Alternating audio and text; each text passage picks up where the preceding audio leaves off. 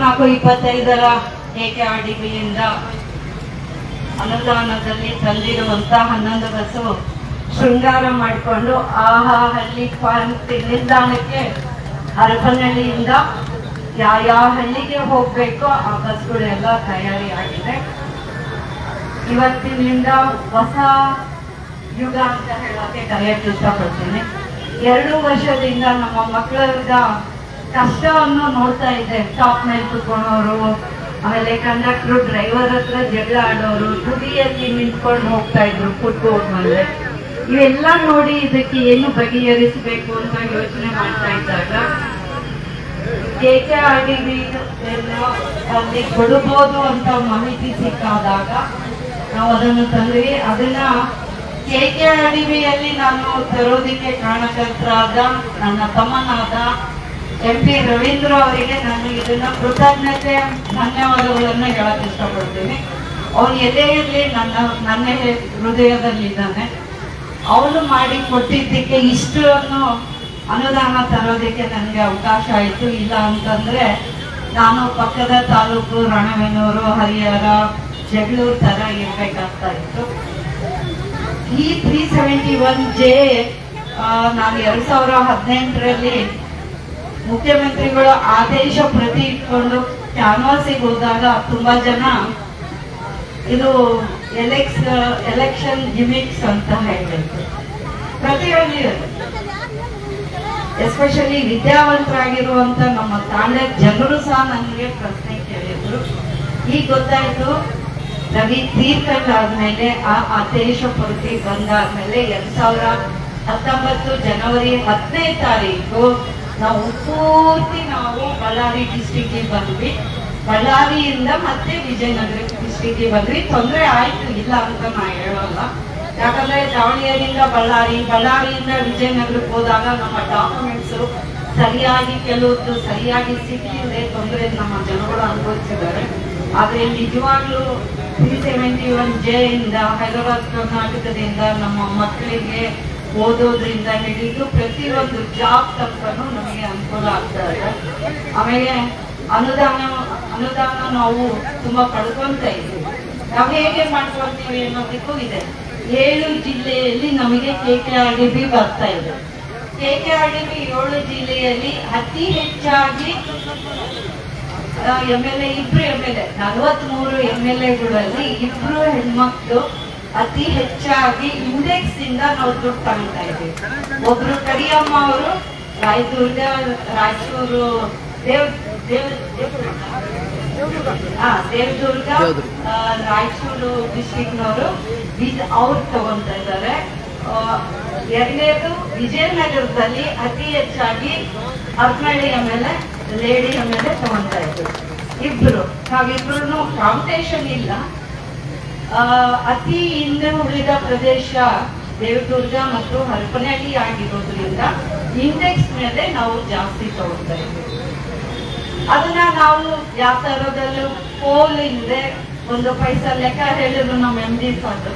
KSRTC ಅವ್ರಿಗೆ ನಾನು MD Rajappa ಅವರು ಅಪ್ಪಾಜಿಯವ್ರ ಜೊತೆ ಕೆಲಸ ಮಾಡಿದ್ದೀನಿ ಅಂತ ನನ್ನ ಹತ್ರ ಮಾತಾಡ್ತಾ ಇರೋ ಮುಂದೆ ಅವ್ರನ್ನ ಇವತ್ತೇ ನಾನು ನೋಡಿರೋದು. ಈ 2 ವರ್ಷದಲ್ಲಿ ನಾನು ಯಾವತ್ತೂ ನೋಡಿಲ್ಲ. ಆಮೇಲೆ ನಮ್ಮ ವಿಜಯನಗರ DC ತಿಮ್ಮಾರೆಡ್ಡಿ ಅವರು ಹೇಳ್ತಾ ಇದ್ರು, ನಿಮ್ಮ ತಂದೆಯಿಂದ ನಾವು ತುಂಬಾ ಸಹಾಯ ಮಾಡ್ಕೊಂಡಿದ್ದೀವಿ, ನಾವು ಅವ್ರ ಜೊತೆ ವರ್ಕ್ ಮಾಡ್ಕೊಂಡಿದ್ದೀವಿ ಅಂತ.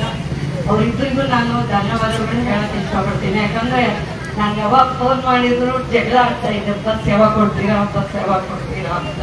ದುಡ್ಡನ್ನು ನಿಮಗೆ ಕೊಟ್ಟಿದ್ದೀವಿ. ನಾವು ಬೆಂಗಳೂರಲ್ಲಿ ಬೆಳೆದು ಬಂದಿರೋದ್ರಿಂದ ನಾವು ಇಂಚು ಟೈಮಲ್ಲಿ ಲೆಕ್ಕ ಇಟ್ಕೊಂತೀವಿ.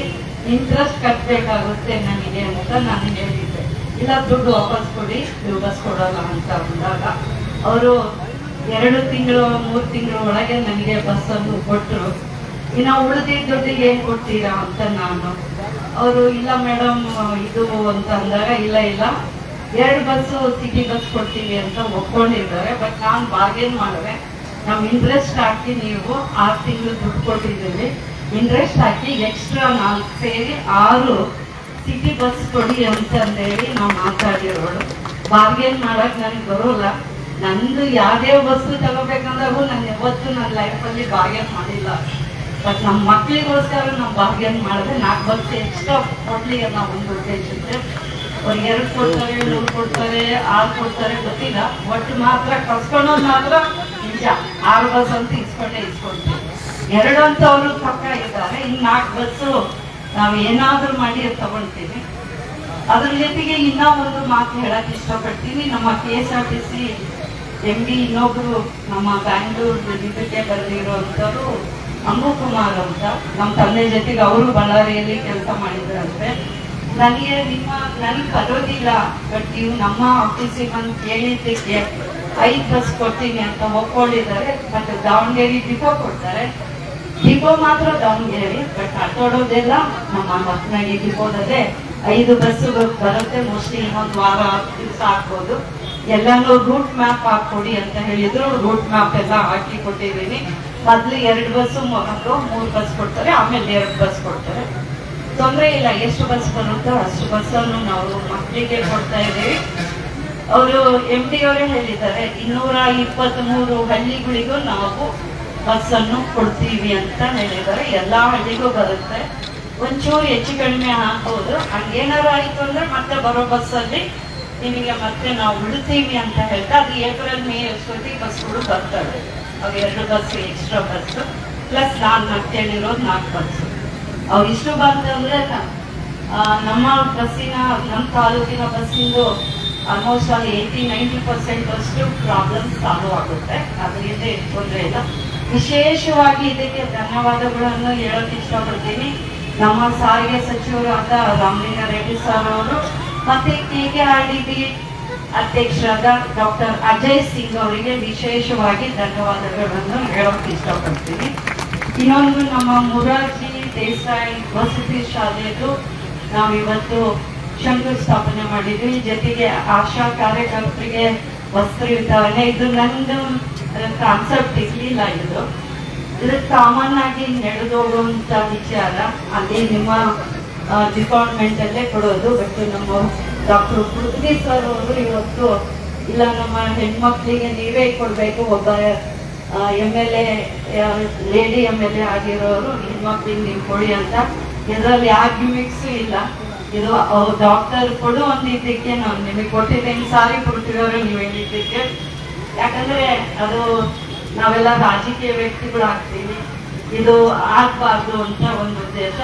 ಜೊತೆಗೆ ನಮ್ಮ ಹೊಲಿಗೆ ಯಂತ್ರಗಳನ್ನು ಕೊಟ್ಟಿವಿ, ಆದೇಶ ಪತ್ರ ಕೊಟ್ಟಿದ್ದೀವಿ ನಮ್ಮ ಪುರಸಭೆಯಿಂದ ಮತ್ತು ಮಾಟಗೇರಿ ಪಂಚಾಯತಿಯಿಂದ. ಅವ್ರು ಇವತ್ತು ಇಲ್ಲೇ ಕರ್ಸ್ಕೊಡ್ಬೇಕಾಯ್ತು, ಯಾಕಂದ್ರೆ ಟೈಮ್ ಇಲ್ಲ. ಸೆಷನ್ ಸ್ಟಾರ್ಟ್ ಆಗುತ್ತೆ. ಹಂಪಿ ಉತ್ಸವ ಮುಗಿತಿದ್ದಂಗೆ ನಮಗೆ ಮಾರ್ಚ್ 3ನೇ ತಾರೀಕು ಸೆಷನ್ ಸ್ಟಾರ್ಟ್ ಆಗುತ್ತೆ. ಮತ್ತೆ 1 ತಿಂಗಳು ಹೋಗುತ್ತೆ. 3 ವೀಕ್ಸ್ ಇರುತ್ತೆ. ನಮ್ದು 3 ವಾರ ಸೆಷನ್ ಇರುತ್ತೆ ಅಧಿವೇಶನ. ಆ ಕಾರಣಕ್ಕೆ 1 ತಿಂಗಳು ಮತ್ತೆ ಮುಂದೆ ಹೋದ್ರೆ ಕಷ್ಟ ಆಗ್ಬಾರ್ದು ಅಂತ ಒಂದು ಕಾರಣಕ್ಕೆ ಎಲ್ಲಾನು ಒಂದೇ ಕಡೆ ಮಾಡೋಣ ಅಂತ ಹೇಳಿ ಮಾಡಿರೋದು. ಇವತ್ತೆಲ್ಲ ನಮ್ಮ ಮಕ್ಕಳು ಬಂದಿದ್ದಾರೆ, ತುಂಬಾ ಸಂತೋಷ. ಇಷ್ಟ ಆಯ್ತಾ? ಬಸ್ ಎಲ್ಲ ತೊಂದರೆ ಇಲ್ಲ? ಬಸ್ಸಲ್ಲಿ ಅಡ್ಡಾಡ್ತೀರಾ? ಇನ್ಮೇಲೆ ನಾನ್ ಮಾತ್ರ ಅಡ್ಡಾಡಲ್ಲ. ಒಂದೇ ಸಲ ನಮ್ಮ ಶಕ್ತಿ ಯೋಜನೆ ಇದ್ದಾಗ ಮಾತ್ರ ಅಡ್ಡಾಡಿದ್ದೆ. ತುಂಬಾ ವರ್ಷ ಆದ್ಮೇಲೆ ಬಸ್ ಪೇಟೆಗೆ ಹೋಗಿದ್ದು, ಸುಮಾರು ವರ್ಷ ಆದ್ಮೇಲೆ, ಮೇ ಬಿ ಒಂದು 25 ವರ್ಷ ಆದ್ಮೇಲೆ ಬಸ್ ಹತ್ತಿದ್ದು ಅನ್ಸುತ್ತೆ. ಈಗ ಏನ್ ಹೇಳೋದು, ಎಲ್ಲರೂ ಎಲ್ಲ ಹೇಳಿದ್ದಾರೆ. ನಾನೇನು ಹರಿಕಾರು ಅಲ್ಲ, ಆಮೇಲೆ ತರುವಂತಳು ಅಲ್ಲ. ನಮ್ಮ ಗ್ರ್ಯಾಂಡ್ ನ್ಯಾಯಯುತವಾಗಿ ನನ್ನ ತಾಲೂಕಿಗೆ ಬರುವಂತ ಗ್ರ್ಯಾಂಟ್ ಅನ್ನು ನ್ಯಾಯಯುತವಾಗಿ ನಮ್ಮ ಜನಕ್ಕೆ ಸೇರ್ಬೇಕಾಗಿರುತ್ತೆ. ಆ ಅನುದಾನ ಅಷ್ಟೊಂದು ನಾವು ಮಾಡ್ತೀನಿ. ಏನೇ ತೊಂದರೆ ಇದ್ದರೂ ನನ್ನ ಹತ್ರ ಬನ್ನಿ, ಮಾಡಿ ಕೊಡ್ತೀನಿ. ಬಟ್ ಏನು ಅಂತಂದ್ರೆ ಎಲ್ಲರಿಗೂ ಒಂದೇ ಮಾತು, ಸಹನೆ ಇಟ್ಕೊಳ್ಳಿ. ಒಂದೇ ಸಲ ಮಾಡೋಕ್ಕಾಗೋದಿಲ್ಲ. ಸಹನೆ ಇದ್ರೆ ಖಂಡಿತ ಮಾಡಿಕೊಡ್ತೀನಿ. ಇನ್ನ ನಾನು ನೀವ್ ಹೇಗೆ ಲೆಕ್ಕ ಹಾಕ್ತಿರೋ ಬಿಡ್ತಿರೋ ಗೊತ್ತಿಲ್ಲ, ನಾನಂತೂ ಲೆಕ್ಕ ಹಾಕ್ತೀನಿ. 3 ವರ್ಷ 3 ತಿಂಗಳಿದ್ದೀನಿ, ಇನ್ನ MLA ಆಗಿರ್ತೀನಿ. ಇವಾಗ ಇಷ್ಟು ತಂದೀವಿ ಅಂದ್ರೆ ಇನ್ನೂ 3 ವರ್ಷಕ್ಕೆ ಇದಕ್ಕೆ ಡಬಲ್ ತರುವಂತ ಕೆಲಸವನ್ನು ಮಾಡೋಣ. ಜೊತೆಗೆ ನಿಮ್ಮ ಎಲ್ಲ ಹಾರೈಕೆನೂ ಇರಲಿ, ನಮಗೆಲ್ಲ ಮುಗಿಲಿ ಅಂತ. ಸ್ಕೂಲ್ ಎಲ್ಲ ಪ್ರಾಬ್ಲಮ್, ಕೊಠಡಿ ದುಡ್ಡೆಲ್ಲ ಆಲ್ಮೋಸ್ಟ್ 50-60% ಮುಗಿಸಿದ್ದೀವಿ ಈ ವರ್ಷ ಮಟ್ಟಿಗೆ.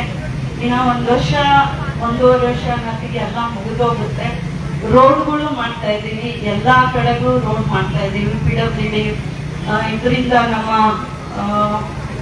ಕಲ್ಯಾಣ ಪಥ ಅಂತ ಬರ್ತಾ ಇದೆ, ಪ್ರಗತಿ ಪಥ ಅಂತ ಬರ್ತಾ ಇದೆ, STP ಅವು ತುಂಬಾ ರೋಡ್ಸ್ ಮಾಡಕ್ಕೆ ಇಂಟರ್ನಲ್ ಒಳಗಡೆ ಇರುವಂತ ಕನೆಕ್ಟಿವಿಟಿ ಇರುವಂತ ರೋಡ್ಸ್ ಮಾಡಕ್ ಹೇಳಿದ್ದಾರೆ. ಯಾವ ಹಳ್ಳಿಯಲ್ಲಿ ನಿಮ್ಗೆ ಏನಾದ್ರೂ ಗೊತ್ತಿದ್ರೆ ನಮ್ಗೆ ಹೇಳಿ. ಯಾವ ಹಳ್ಳಿಯಲ್ಲಿ ಒಟ್ಟೇ ರೋಡ್ ಇಲ್ಲ, ಬರೇ ಮಟ್ಟ ರೋಡ್ ಇದೆ, ಕಚ್ಚಾ ರೋಡ್ ಇದೆ ಅಂತ ಇರೋದಕ್ಕೆ ಅಂತಂದ್ರೆ ದಯವಿಟ್ಟು ನನಗೆ ಮೆನ್ಷನ್ ಮಾಡಿ. ಅದಕ್ಕೊಂದು ಇವಾಗ ಹೊಸದಾಗಿ ರೋಡ್ ಮಾಡೋದಿಕ್ಕೆ ಹೇಳಿದ್ದಾರೆ. ಯಾರಿಗೆ ನಿಮ್ಗೆ ಗೊತ್ತಿದೆ, ನನಗೆ ಗೊತ್ತಿಲ್ಲ, ನಿಮ್ಗೆ ಗೊತ್ತಿರುತ್ತೆ. ಹಂಗೇನಾದ್ರು ಇದ್ರೆ ನನ್ಗೆ ಹೇಳಿ, ಅದನ್ನು ನಾವು ಕಳ್ಸ್ಕೊಡ್ತೀವಿ. ಈ ವರ್ಷ ಅನ್ನೋದಿಗೆ ಅವನು ಮುಗಿಸ್ಕೊಡ್ತೀವಿ. ಕಚ್ಚಾ ರೋಡ್ ಎಲ್ಲೆಲ್ಲಿ ಇದೆ ಅಲ್ಲಿ ಒಟ್ಟೆ ರೋಡ್ ಕಾಣಬಾರ್ದು, ಒಂದು ಇದು ಕಾಣಬಾರ್ದು. ಮಣ್ಣಿನ ರೋಡ್ ಇದ್ರೆ ನಮಗೆ ಅದು ಕೊಡಿ, ಬೇರೆ ಹಳ್ಳಿಗೆ ಹೋಗೋ ಅಂತ ಮಣ್ಣಿನ ರೋಡ್, ಅದನ್ನು ನಾವು ಮಾಡೋದಕ್ಕೆ ರೆಡಿ ಇದ್ದೀವಿ. ಆರೋಗ್ಯದ ಬಗ್ಗೆನೂ ನಾವೆಲ್ಲ ತಗೊಂಡಾ ಇದ್ದೀವಿ. ಡಾಕ್ಟರ್ಸ್ ಬೇಕು, ಫೈಟ್ ಮಾಡ್ತಾ ಇದ್ದೀವಿ. ಡಾಕ್ಟರ್ಸ್ ಬಂದ್ರೆ ಖಂಡಿತ ಡಾಕ್ಟರ್ಸು, ನರ್ಸ್ಗಳು, ಟೆಕ್ನಿಷಿಯನ್ಸ್ ಎಲ್ಲ ತರೋ ಪ್ರಯತ್ನದಲ್ಲಿ ಇದ್ದೀವಿ. ನೀವೆಲ್ಲರೂ ನನ್ನ ಜೊತೆಗೆ ಇದೇ ಸೌಹಾರ್ದತೆಯಿಂದ ನನ್ನ ಜೊತೆಗಿದ್ರೆ ಖಂಡಿತ ಕೆಲಸ ಮಾಡ್ತೀನಿ ಅಂತ ನಂಬಿಕೆ ಇದೆ. ಇವತ್ತೆಲ್ಲ ನಮ್ಮ ಕರೆಗೆ ಹೋಗ್ಬಿಟ್ಟು ಬಂದಿರುವಂತ ಎಲ್ಲರಿಗೂ ನಮಸ್ಕಾರ, ಧನ್ಯವಾದ.